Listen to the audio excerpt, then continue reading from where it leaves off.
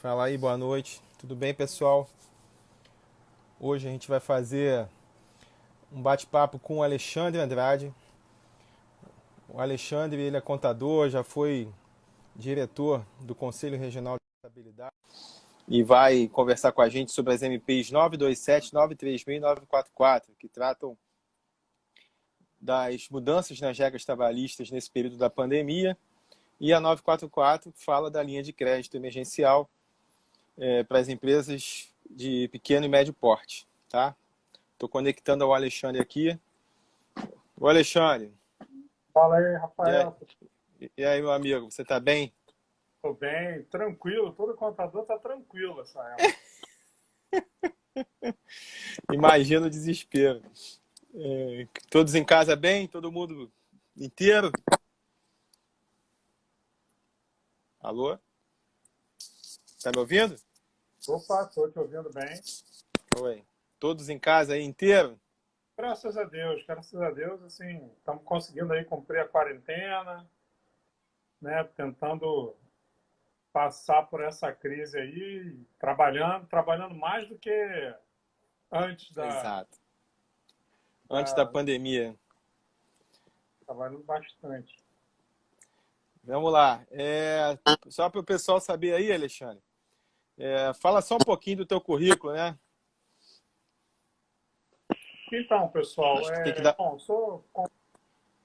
Oi? Me ouve bem? Só um minutinho. Não sei se é a tua rede ou a minha aqui que tá um pouquinho. Vamos lá. Tá me ouvindo bem? Eu tô te ouvindo agora. Tá. Então, pessoal, eu sou contador, né? Foi há mais de 30 anos na, na profissão. Não parece assim, pessoal, porque eu comecei com 5 anos de idade, né? Então não aparenta esse tempo todo aí. E aí sempre sou sócio de uma empresa de contabilidade, que ano que vem vai completar 50 anos de estação. Foi fundada lá pelo meu pai em 1971. E aí meio que já nasci dentro da contabilidade. Trabalhei 6 meses, tem uma oportunidade de lidar com vários empresas, de segmentos, portos de negócio. E aí, nessas horas, isso é muito legal, né? Porque a gente vê que dá para contribuir aí com os nossos clientes, tá? Os empresários, a gente basicamente trabalha para pessoas jurídicas. E aí, consegue dar para ajudar, principalmente de muita modificação, né? Bastante. O pessoal que acompanhou, hoje nós vamos falar de 4 medidas provisórias, tem uma quarta. Quando eu parei de contar, eu estava em 26. Então, tá sendo um momento de bastante mudança. E aí, quero hoje contribuir com sobre as dúvidas que tiverem sobre essa. Entendi. Deixa eu só passar aqui, não sei se você tá me ouvindo bem, mas o seu áudio, acho que pro pessoal tá picotando um pouquinho, né? Se puder dar, talvez uma ajustada aí, não sei se é o meu ou o Deixa eu teu. ver se eu consigo. Talvez colocar um fone aqui. Só um minuto. Deixa eu ver se eu consigo um fone, tá? Tá, tranquilo. Enquanto isso, Hum. vou aguardando o pessoal entrar. Esse nosso papo de hoje com o Alexandre pode ser muito importante para aquelas pessoas que têm microempresas, microempresa, pequena empresa, e até aquelas que têm a empresa de grande porte. Essas MPs editadas pelo governo federal, que são a 927 e a 936, elas tratam especialmente da mudança nas regras trabalhistas nesse período da pandemia, né? Então, a parte dos acordos, os acordos com os empregados, a parte da suspensão dos contratos de trabalho, flexibilização, home office. Então, todas essas questões, o Alexandre vai destrinchar um pouquinho aqui para a gente.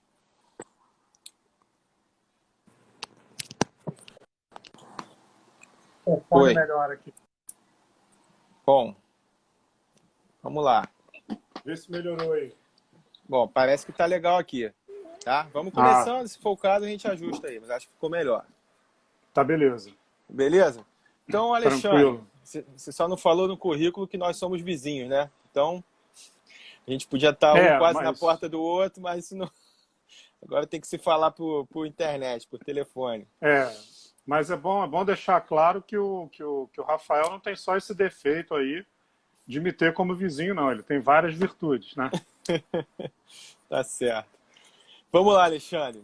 O governo Vamos. federal editou as MP 927 e 936, as duas tratam muito dessas relações de trabalho, e a Sim. 944, que é com relação àquela linha de crédito para a folha de pagamento das pequenas e médias. Então vamos lá, a 927 foi editada no dia 23 de março e a 936 no dia 1º de abril. Né? E, então, assim, vamos dar uma resumida na 927 e 936, né, para a gente ir tentando pegar alguns aspectos delas. Né? Como é Beleza. que estão essa questão dos contratos de trabalho com essas duas MPs agora? Para quem tem empresa aí, pequena, média ou micro? Tá, vamos lá. A 927, ela, que foi a primeira delas, ela teve o objetivo de dar uma flexibilizada nas relações de trabalho, porque já naquela ocasião já se previa, né, uma crise que viria a abalar a atividade econômica. Então, ela basicamente flexibilizou férias. Em que sentido? Todos sabem, né, que para você conceder férias a um empregado, você precisa avisar com 30 dias de antecedência. E aí o MP traz a oportunidade de você ter 48 horas de antecedência. Outra flexibilização que ela trouxe foi com relação ao pagamento. Porque as férias, pela CLT, pelas regras normais, você tem que pagar 2 dias antes do início do gozo dessas férias. A MP traz a oportunidade dessas férias serem pagas no 5º dia útil do mês seguinte ao início do gozo. Então, como exemplo, colocou um funcionário lá de férias no dia 5 de abril. Então, eu só teria que pagar essas férias no 5º dia útil de maio, por exemplo. A outra flexibilização foi com relação ao adicional de 1/3. Né? Todos nós sabemos que quando o empregado é colocado de férias, ele recebe o salário dele, né? ou a média das remunerações variáveis, enfim, tem lá uma regrinha de cálculo, e quando eu acho esse valor, eu acrescento ali 1/3, né, daquele valor a título de adicional de 1/3 de férias. Esse adicional de 1/3 é pago, normalmente, juntamente das férias. A MP permitiu que esse valor de 1/3 seja pago até o dia 18 de dezembro de 2020, quando vai ser paga a segunda parcela do 13º salário de 2020. Ok? Uma outra questão em relação às Ok, férias, que então, também foi flexibilizada, diz respeito a poder conceder férias, mesmo que o empregado não tenha o período aquisitivo. Isso só era permitido na lei normal, né, na CLT, na hipótese de férias coletivas, não nas férias individuais. Isso também foi uma flexibilidade. Então, então, mesmo que o empregado não tenha o período completo, eu posso conceder as férias. então o empregado que está com 6 meses de empresa, mesmo assim já pode dar as férias para ele agora. É isso, né? Pode. Não precisa esperar tudo aquele Foi previsto isso. de Foi um ano. previsto, inclusive, você poder antecipar períodos aquisitivos. Isso, Uhum. inclusive, está previsto lá. Então, em relação às férias, a MP 927 flexibilizou isso. Outra flexibilização que ela trouxe foi banco de horas. Então, vamos dizer que eu tenho um determinado funcionário que não se justifica pela atividade que ele desempenha na empresa o home office. Então, eu vou dar um exemplo. Uma copeira, por exemplo. Né? Não há como uma copeira fazer um trabalho em home office, porque o trabalho dela é lá na sede da empresa. Então, nesse caso, o que se poderia fazer? Vamos supor que essa copeira tivesse horas extras acumuladas no banco de horas. Então, é permitido, por exemplo, eu compensar essas horas pelas horas que ela está ficando em casa sendo remunerada. E o contrário também. Supondo que ela nem tivesse crédito de banco de horas, eu poderia colocá-la em casa nesse período, né, do isolamento social e essas horas estarem sendo computadas como banco de horas a favor da empresa. Só que aí eu tenho que observar a seguinte regra. Quando retomar as atividades, eu vou poder compensar essas horas acumuladas a favor da empresa, no máximo em 2 horas por dia, mas eu vou ter 18 meses, ou seja, 1 ano e meio para poder usar estas horas em favor da empresa. Então foi uma outra flexibilização. Ele limita no dia e dá o prazo de 1 ano e meio para conseguir gastar, né? Exatamente. Se você pensar, isso equivale aí a 360 horas. Né? Entendi. Então, teve a situação do home office, né? Tem aqueles que podem fazer home office, pode botar no home office, não é isso? Sim. Ela flexibilizou bastante também, muito no sentido de você... porque tudo exigia prazo, com antecedência, então tudo com 48 horas você pode comunicar. Flexibilizou aquela questão da responsabilidade, né, de quem arca com os custos, então tudo livre negociação entre empregador e empregado, permitiu inclusive que você assine o termo aditivo de mudança do contrato de trabalho de presencial para, eles chamam teletrabalho, né, o que a gente chama de home office, com 30 dias depois que já começou, porque muita gente foi pega de surpresa. Quer dizer, muita gente não. Todos nós fomos pegos assim, relativamente surpresa, e as pessoas começaram a fazer home office e você fica em casa a partir de hoje, é grupo de risco. Então, lá mesmo no nosso escritório, a gente já tomou essas providências quando identificamos na equipe pessoas do grupo de risco, e depois vieram as medidas de isolamento social, impedindo, né, os ônibus de entrar. O pessoal deve lembrar muito bem aí da região metropolitana e tudo. Então a gente meio que foi forçado, vai ficando em casa porque, principalmente, e acredito que não só, mas na nossa atividade, a gente não tinha como parar. As obrigações com os nossos clientes, elas continuaram. Pelo contrário, até aumentaram. Então as pessoas foram indo trabalhar em casa, meio que no improviso, leva o computador, você tem computador, enfim. E essa coisa toda foi sendo ajustada e a MP permitiu que você formalizasse tudo isso posteriormente ao fato ocorrido, né? O que foi muito bom. Uma outra questão também que a MP 927 trouxe foi a possibilidade de você compensar feriados. Né? Como é que ficou essa história dos feriados? Porque tem uma diferença do feriado comum daquele do religioso, não é isso? Como é que ficou essa diferença aí? Isso. A MP possibilitou a compensação do feriado não religioso. Então, vamos pensar aqui, 7 de setembro, 15 de novembro. Eu posso antecipar com o empregado. Então, você vai ficar 2 dias em casa e quando chegar lá 7 de setembro, você vai trabalhar normalmente sem receber hora extra, 15 de novembro. Ok? Entendi. Os feriados religiosos, eu só posso compensar mediante acordo com o empregado. Então, mas por acordo poderia, se o empregado aceitar. Se ele concordar, eu posso compensar um feriado religioso com ele. A gente pode, um exemplo hipotético aqui, o Natal, né? Dia 12 de outubro, Nossa Senhora Aparecida, feriado. Exatamente. Então, isso. se o empregado concordar, tudo bem, senão não pode compensar isso. É isso, não né? Posso. Feriado religioso só com a concordância do trabalhador. Entendi. E isso vale para todas essas empresas? Quais são os tipos de empresa que estão aptas a usar essas flexibilizações? Todas. Micro, pequena, média e grande? Qualquer um. Qualquer empregador pode fazer isso. Tem uma outra questão que a MP 927 traz, que é a gente tecnicamente usa o termo diferimento, mas aqui para o pessoal, para ficar mais claro, prorrogou o prazo de pagamento do FGTS relativo aos meses de março, abril e maio. Então, esses 3 FGTS que venceriam até o dia 7 dos meses seguintes, então venceria ali 7 de abril, 7 de maio, 7 de junho, a MP prorrogou tudo para 7 de julho, e ainda permitiu o seguinte, quem quiser pode acumular esses 3 meses de FGTS e chegar lá em julho, parcelar em 6 parcelas. Então ele poderia pagar de 7 de julho a 7 de dezembro. Então a gente pega os 3 FGTS referentes aos meses de março, abril e maio, quem não for pagar, né, como você falou, postergou, ou numa linguagem mais popular, jogou para frente, né? Isso.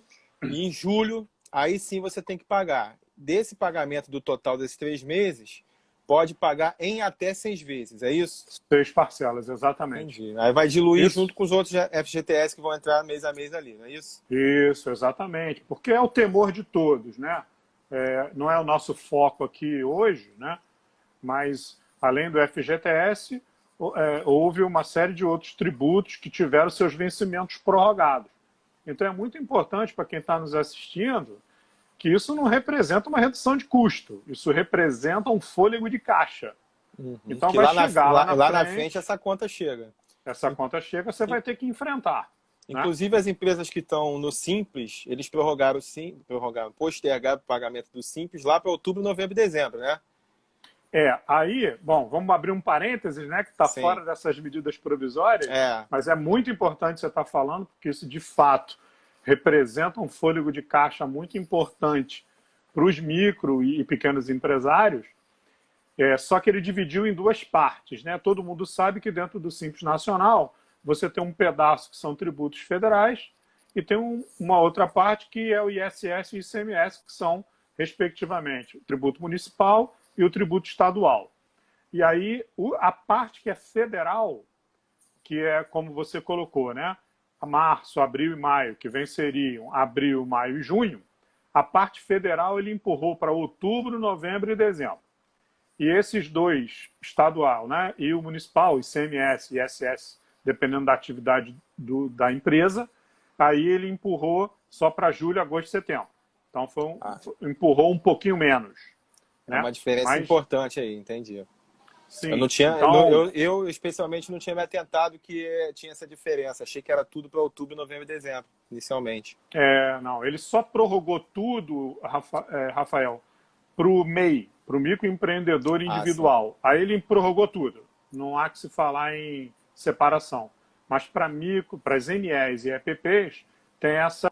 Tanto que, assim, né, na prática, para o pessoal entender bem, porque isso foi uma dúvida muito recorrente dos nossos clientes lá Primeiro, não é obrigatório prorrogar.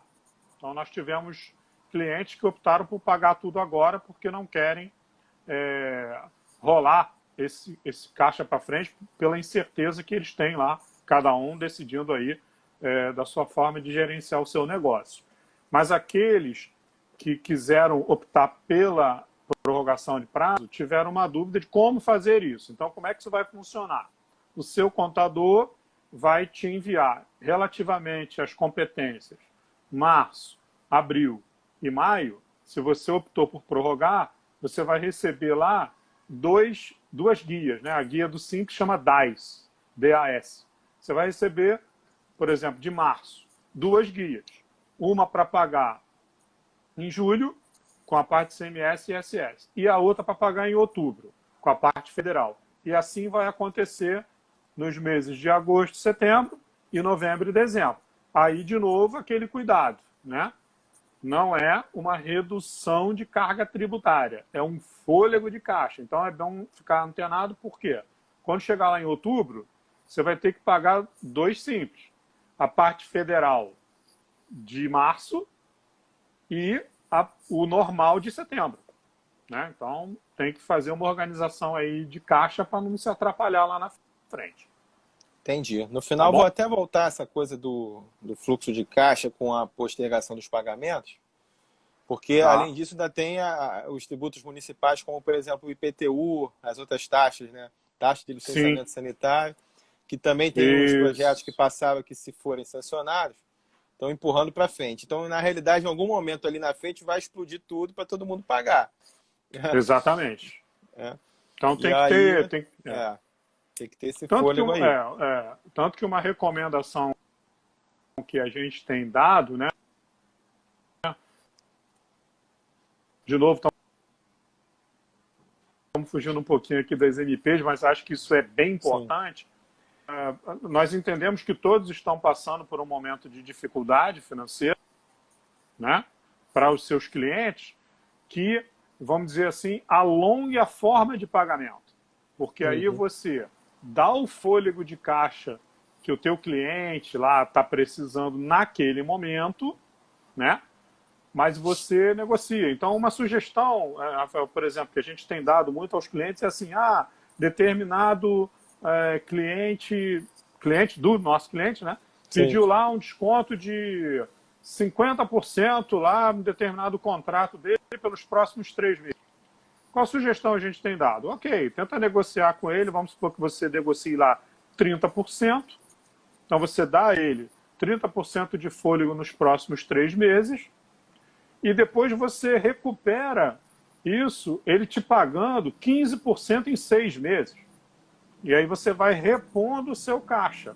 E ele vai ter um tempo para recuperar quando a quarentena acabar. Porque Sai. até no outro dia assisti uma live tua muito boa lá com o presidente, se não me engano, do Cindy Rio, né? Cindy Dos Rio, bares. Fernando Blower. Sindicato de Isso, dos bares e bares. restaurantes. E ele, muito lúcido, falou, olha, não adianta, o governador pode decretar amanhã que, olha, acabou. A atividade econômica não vai estalar um dedo e voltar rapidamente. Então, ela vai voltar numa curva também ascendente. Então, essa é uma ideia de negociação. A gente sempre pregando isso. Ao invés de dar o desconto, procure dar um desconto, mas com reposição futura, porque você vai precisar desse recurso lá na frente.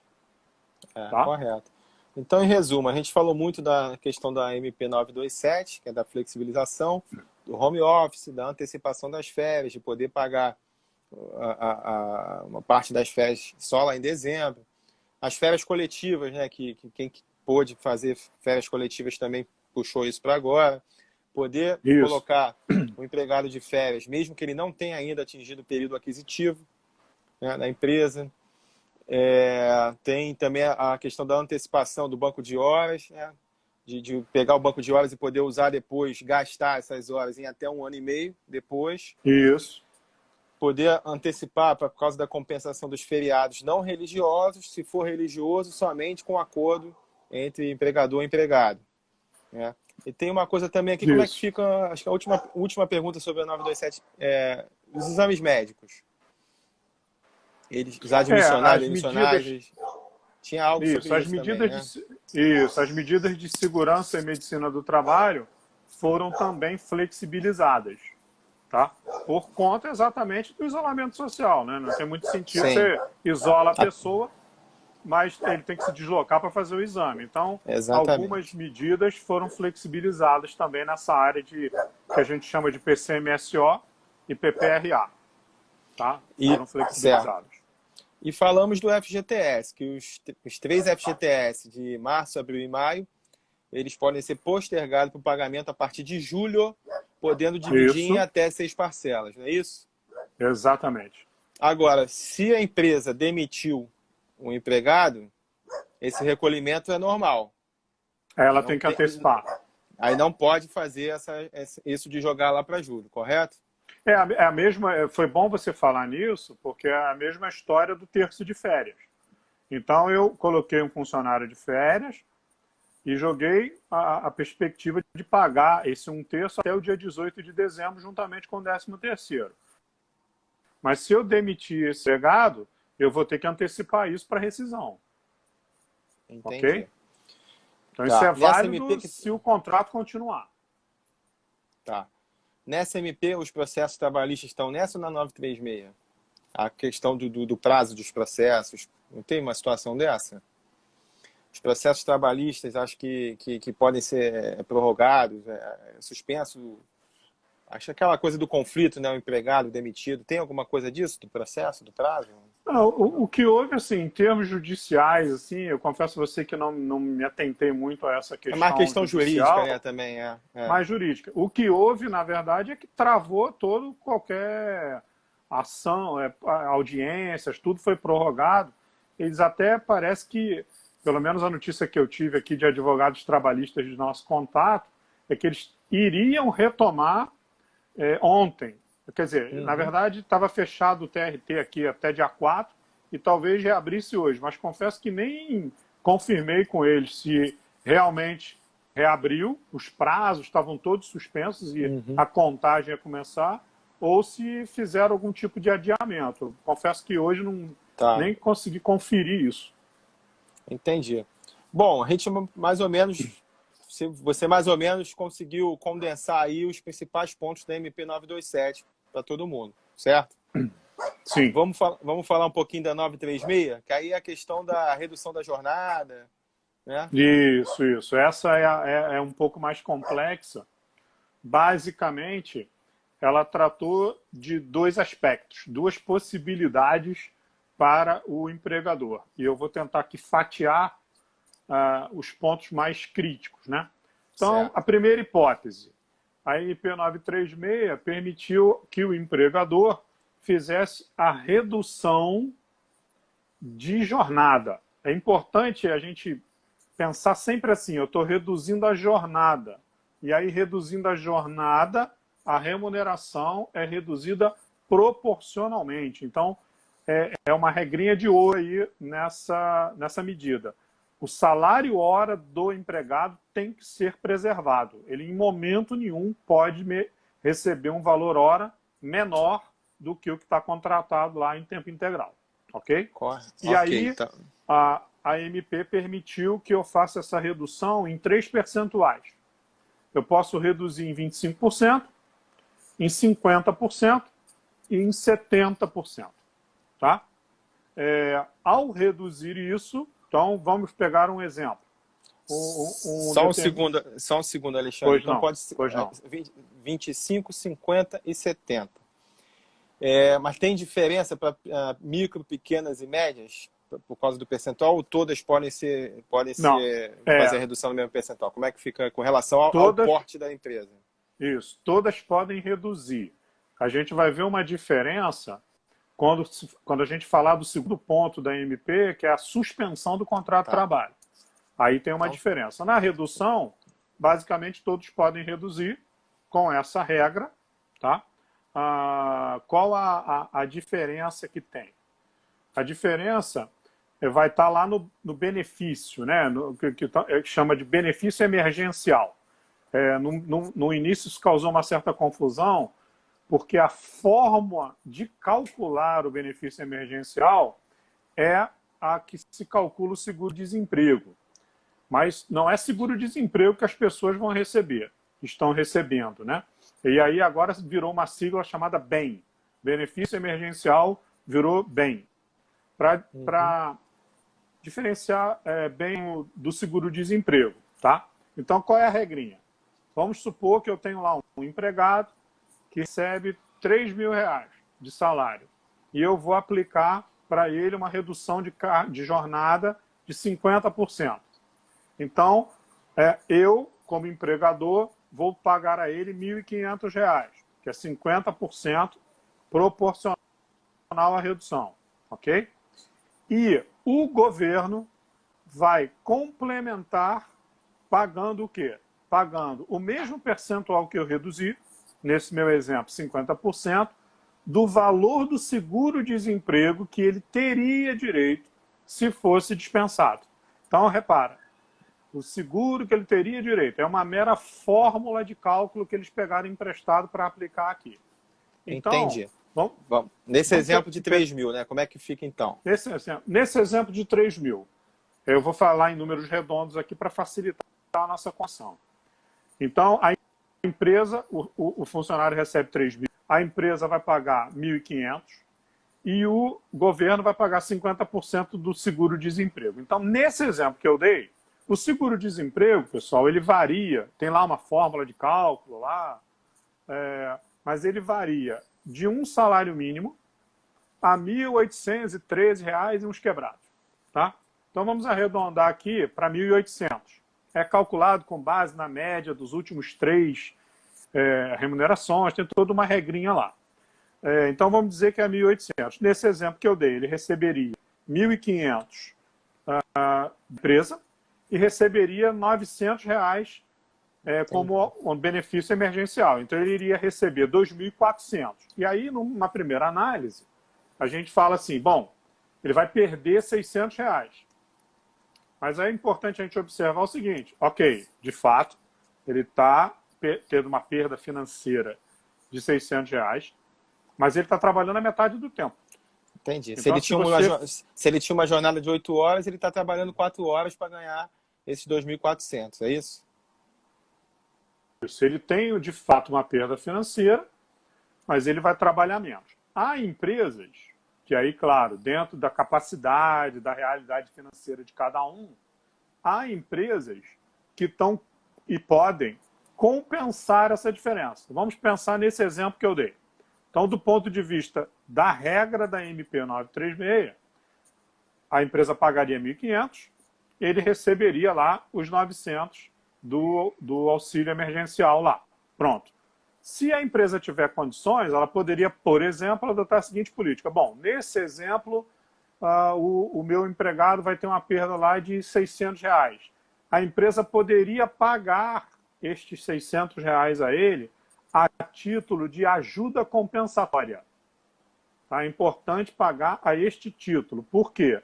Os pagamentos efetuados a título de ajuda compensatória não terão incidência de encargos sociais e nem de imposto de renda, tanto retido na fonte, quanto lá na declaração de ajuste anual que o empregado foi entregar lá em 2021. Entendi. Então, esse dinheiro vai ter natureza indenizatória, portanto, ele é isento de tributação.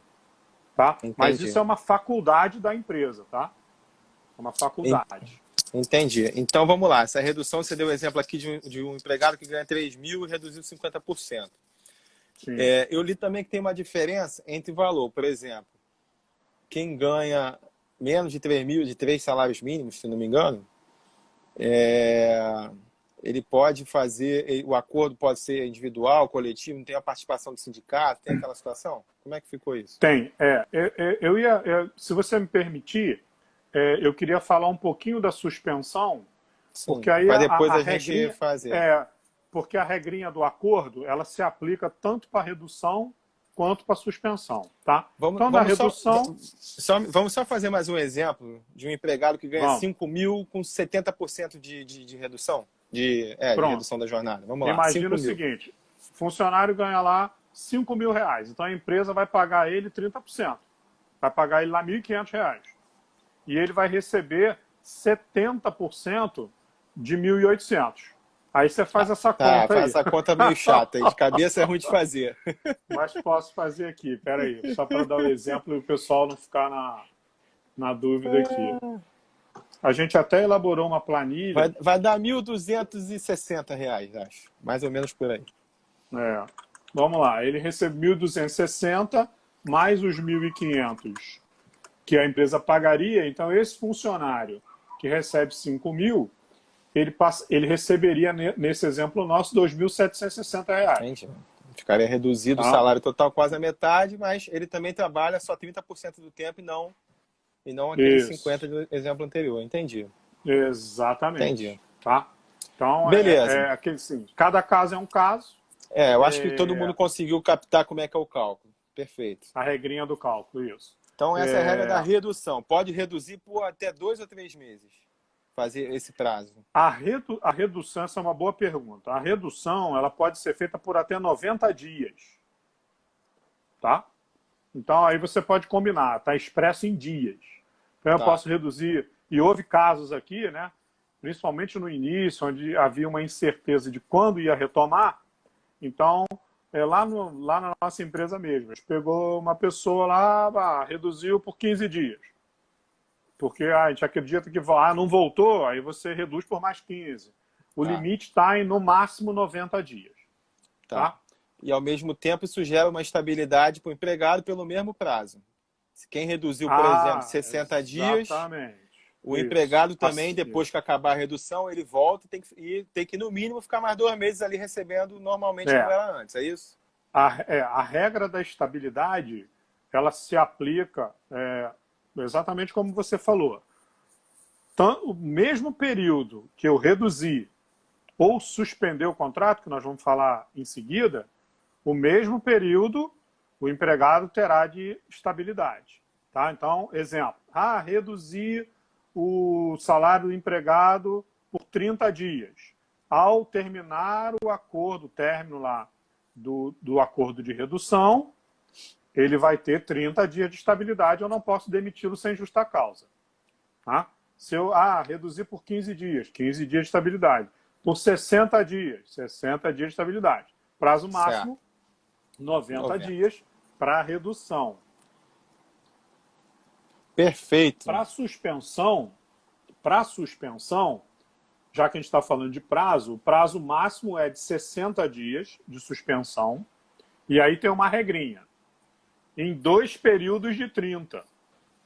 Então, ou eu suspendo o contrato direto por 60 dias, ou eu suspendo por 30 e depois posso suspender por mais 30. Eu já não posso, suspende por 10, depois por 20. Não pode quebrar, né? Tá.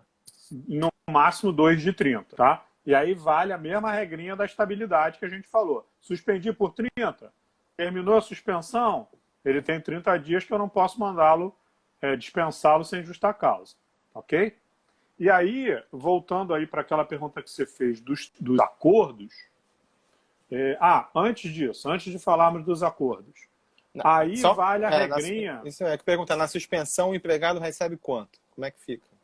Então, na suspensão, para as empresas cuja receita bruta em 2019 foi de até 4 milhões e 800, o empregado vai receber 100% do seguro-desemprego a que ele teria direito. Então, se ele tem lá um salário de 3 mil, ele receberia lá R$ 1.800 de seguro de bem calculado da forma do seguro-desemprego. Agora, se o empregador, em 2019, teve receita bruta superior a 4 milhões e 800, aí tem uma regrinha diferenciada. O empregador vai ter que pagar 30% do salário. Então, vamos pegar o exemplo de 3 mil. Vou suspender o contrato. Minha empresa faturou acima de 4.800 em 2019. Então, eu vou suspender? Posso.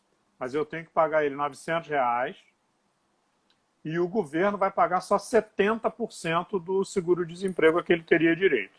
E tem uma outra regrinha na suspensão também. Todos os benefícios que eu pago ao empregado, como plano de saúde, vale alimentação, seguro de vida, eu tenho que manter no período da suspensão. Ok? Ok. E aí, perfeito. Aquela regrinha, esses 30% que eu vou pagar, também vou pagar a título de ajuda compensatória, tá? Aquela ajuda lá que eu falei que era facultativa na redução, aqui esses 30% é uma ajuda compensatória. E se a empresa quiser pagar também mais de 30%, também pode, a título de ajuda compensatória, para não ter encargos e imposto de renda. Foi importante você falar isso, que eu ia falar, poxa, ele está suspendendo por 30%, é a mesma regra da redução de 70%, talvez. Né? A empresa paga 30%. Só que você está falando agora que esse valor da suspensão entra como a compensação e não como salário. Aí está a diferença. Exatamente. Isso, está a diferença. Entendi. Inclusive, foi bom você... Opa! Foi bom você... Estão comemorando alguma coisa. Alguém está comemorando alguma coisa. Com certeza não é gol do Botafogo. Deve ter começado o Jornal Nacional e devem estar falando do Bolsonaro. Alguma coisa aí. Então, é bom você falar nessa questão da sutil diferença da suspensão para redução, porque a gente tem discutido, né, entre os profissionais sobre o impacto da suspensão, por exemplo, no cálculo do 13º. O entendimento majoritário que está se formando é de que, se eu suspendo o contrato do empregado por 60 dias, na hora que eu fizer a contagem lá de 13º salário, por exemplo, de 2020, eu vou contar 10 dozeavos e não 12. Esse é o entendimento que está sendo firmado aí. Já na redução, não. O contrato de trabalho está fluindo. Então, não há que se falar em suspensão da contagem de avos. Tá, não vai ter proporção, vai ser inteiro. A não ser que saia daqui para lá alguma outra modificação, ou na conversão da MP em lei, isso seja modificado, mas hoje o entendimento que está sendo firmado é esse. Tá? Agora, pois não. Não, é só isso, até porque a MP entrou em vigor, mas depois o STF definiu algumas mudanças ali na 927 e na 936. Na Sim. 927 tem aquela situação da Covid ser considerada doença ocupacional ou não. Esse era um imbróglio, né? Isso, o STF falou, não, é sim, se É sim. tiver no exercício da profissão, é ocupacional, sim, senhor, né? Agora, uma coisa que você levantou muito bem, que é muito importante, a questão dos acordos, né? Bem importante dizer que a MP 936, que fala da redução e da suspensão, não pode ser uma medida impositiva por parte do empregador. Inclusive, vale para o empregador doméstico. Importante frisar isso. E não é impositiva, ela é mediante acordo. E aí, qual é a diferença? Para os empregados, até 3 salários mínimos, que equivale a R$ 3.135. E para aqueles empregados que ganham acima de R$ 12.200 e que tenham curso superior, então repara, para quem ganha, vou repetir, até 3.135, basta só a regrinha da remuneração. E para quem ganha acima de 12.200 e tenha nível de escolaridade superior, eu posso fazer um acordo individual. Então, eu posso chamar cada um e dizer, olha, você eu vou reduzir em 25, você eu vou reduzir em 50, você vou suspender. Aí é um acordo individual. Para o restante, ou seja, para todos os empregados que não se enquadrem nesses quesitos, o acordo tem que ser coletivo. Tá? E aí teve até um imbróglio, que eu vou poupar vocês disso, que teve uma liminar do ministro do Supremo, mas isso tudo já caiu por terra. O que ficou valendo? O acordo individual basta comunicar ao sindicato. Só da ciência. O sindicato não pode opinar por nada. Tá? Só dá informar lá ao sindicato. O coletivo, não. Aí eu tenho que submeter ao sindicato e o sindicato pode tentar rever alguma posição ali. O que a gente tem visto na prática é que muitos sindicatos, o Sindirio, por exemplo, eu vi na tua live, a exemplo de outros tantos, eles se anteciparam e fizeram o que estão chamando de convenção coletiva extraordinária, já incorporando nessa convenção extraordinária as regrinhas da MP 936, da 927 e alguns até flexibilizando outras questões não tratadas por essas MPs, por exemplo, a possibilidade de rescisão de contrato de trabalho com pagamento parcelado. Aí cada convenção coletiva extraordinária estabeleceu lá suas regrinhas, tá? Então é muito importante, pessoal, que vocês olhem, né, entrem em contato lá com o sindicato patronal aí que representa a atividade econômica de vocês e a região onde vocês estão, para ver o que essas convenções coletivas extraordinárias estabeleceram, porque muitas delas, inclusive, dispensaram até você comunicar o sindicato, se você respeitar aquelas regrinhas que estão lá. Tá, só para frisar então, a obrigação de ter o acordo passando pelo sindicato é para quem ganha entre 3 salários mínimos e 12.200, é isso? 3.135 assim, dá 3, desculpa, eu tô... na entre prática, esses quase valores, é isso? na prática, Rafael, é isso. Mas por que eu não disse com essas palavras? Na prática, é quase isso. Tá. Porque você pode ter um cara que ganha R$ 14.000 e que não tenha nível superior. Aí esse cara eu não posso fazer acordo individual. Mas Entendi. Existe, mas é um ponto fora da curva, muito difícil de encontrar, mas tem. Por isso que a regra, para o pessoal pensar, é aquela ali que aí não tem erro. Entendi. Tá? Só uma pergunta aqui Pois não. tem uma pergunta aqui. O funcionário que está com contrato suspenso já por 30 dias, mas se em algum momento, vamos supor, fez a suspensão agora no início de maio. No dia 15 de... Você falou que não pode quebrar, tem que ser 30 dias. Mas se no dia 15 de maio, supondo que o decreto do isolamento fosse derrubado e todo mundo voltasse, ele poderia voltar dessa suspensão do contrato?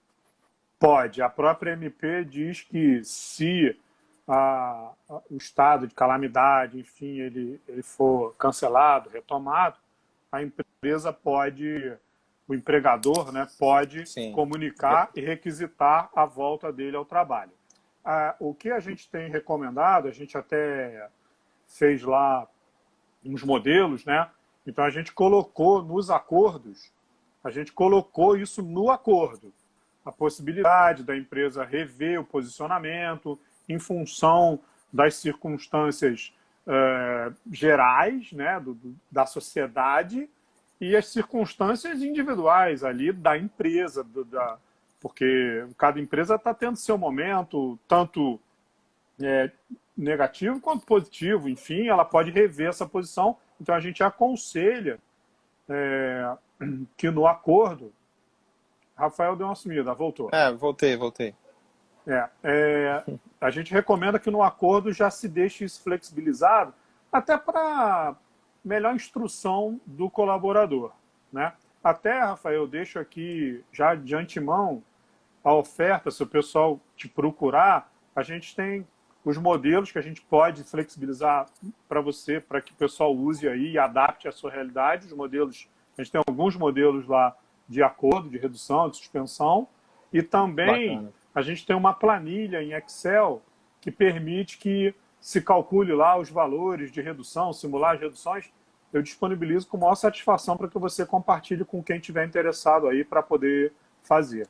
Agora, Perfeito. uma questão que é muito importante, é uma regrinha muito importante para o empregador observar, que é a seguinte: o prazo do pagamento que o governo vai ter do bem lá para o empregado, né? Então, lembra lá, aquele cara lá do exemplo 3.000 que eu reduzi em 50%. Então, 1.500 eu vou pagar, 900 o governo. E aí muitos perguntaram, mas quando o governo vai pagar? Então, repara, o governo vai pagar num prazo de 30 dias após a data da celebração do acordo. Então, se eu firmei o acordo dia 8 de abril, o governo vai ter até o dia 7 de maio para pagar aquilo lá, e já explico como é esse pagamento. Para que o governo cumpra este 30 dias, é necessário que o empregador comunique lá no sistema empregador web esse acordo, ele registre lá as regrinhas, aí tem as regrinhas lá para registrar, até 10 dias do acordo. Então, se eu fiz um acordo no dia 8 de abril, para que o governo honre os 30 para pagar, eu tenho que registrar lá até o dia 18. Uhum. Porque se eu registrar depois, o governo só vai pagar no outro vencimento. Entende? Entendi. Então, isso é muito importante. É uma regrinha básica aí que tem que ser observada. Entendi. Bom, beleza. Acho que a gente mais ou menos fechou a 936, certo? Até porque a gente tem aí mais 10 minutinhos e Isso. vamos falar da 944, que é aquela MP Financiamento da folha. Financiamento da folha de pagamento, mas aí as micro ficaram de fora, correto? É só para pequenas e médias empresas. Pois é. Aí ela tem uma restrição que vai para além do porte. A primeira restrição é o porte. O que é a 944, pessoal? A 944 ela permitiu que o empregador financie lá a folha de pagamento a condições maravilhosas, que eu já falo, mas além do porte, ou seja, o porte é o quê? Está aberto o financiamento para empresas que em 2019 tiveram receita bruta superior a 360 mil e até 10 milhões de reais. Tá? Posso te pedir uma coisa? Claro. Vamos ajudar todo mundo conceituando MEI, micro, pequena e média. Isso é sobre o faturamento anual de cada um, certo? Vamos lá. MEI está fora. Tá fora. O MEI fatura até quanto anual? Até 81 mil. 81 mil. Aí tá sai fora. do MEI microempresa. Microempresa é até 360 mil. 360 mil. Tá fora. Acima fora. de 360 mil já entra na pequeno porte. Só que pequeno porte, pelo estatuto da micro e pequena empresa, é até 4 milhões e 800. Só que eles foram até 10 milhões.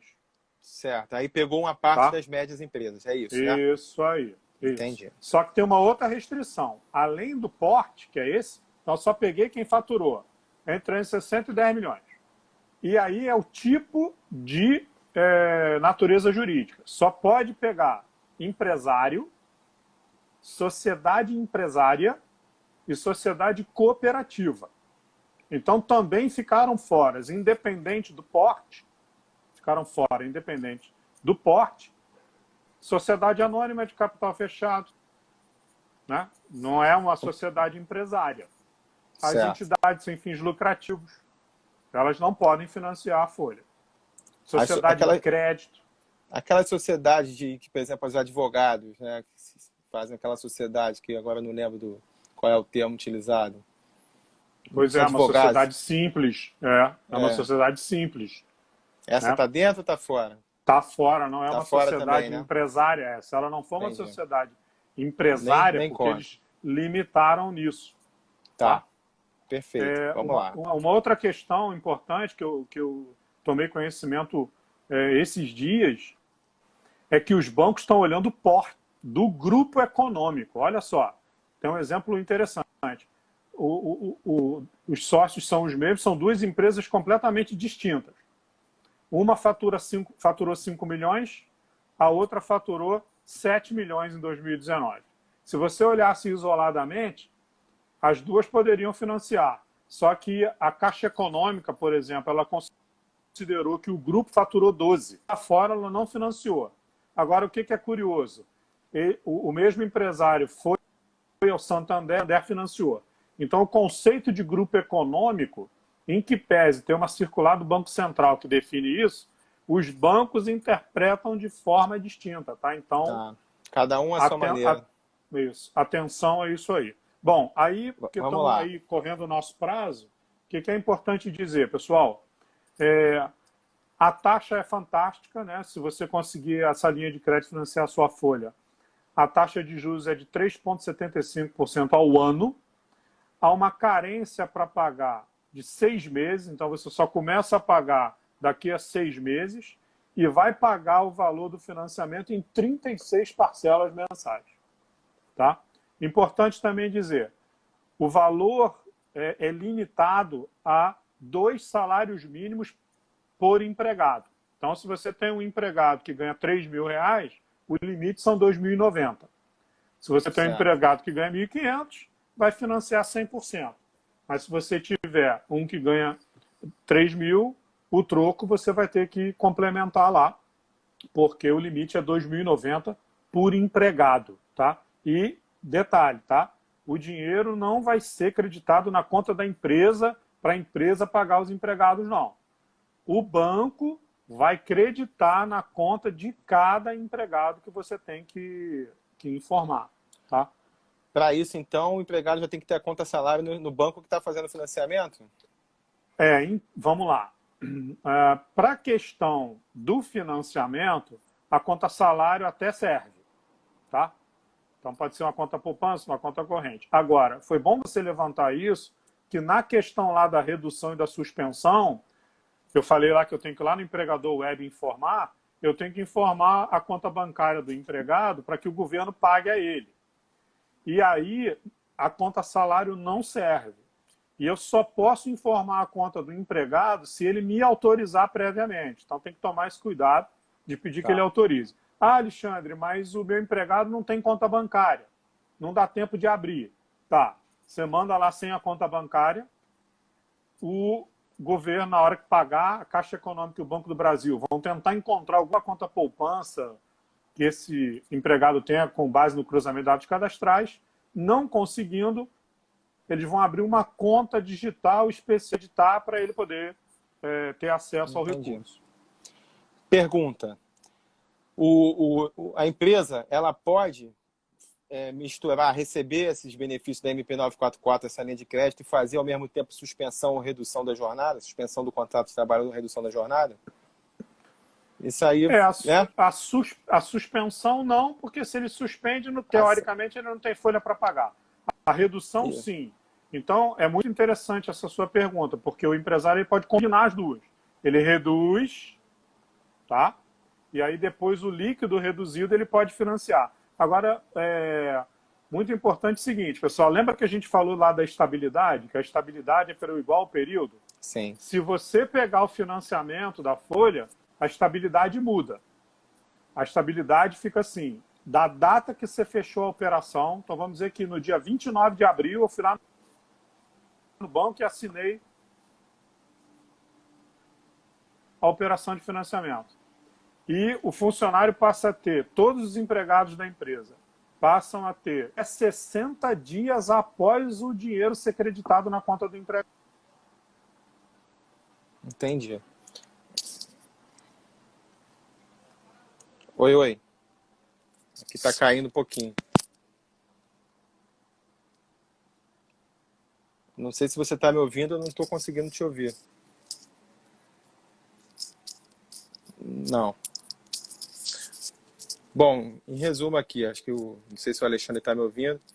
O que ele disse é que, pelo exemplo que ele me deu, se não me engano, ele, quando fez o pedido da operação no dia 29 de abril, o crédito só vai cair no dia 29 de maio. Se você estiver me ouvindo, você só faz o sim ou não. O crédito cai dia 29 de maio. Então, é 60 dias após o crédito, que é esse período de estabilidade do empregado. Correto?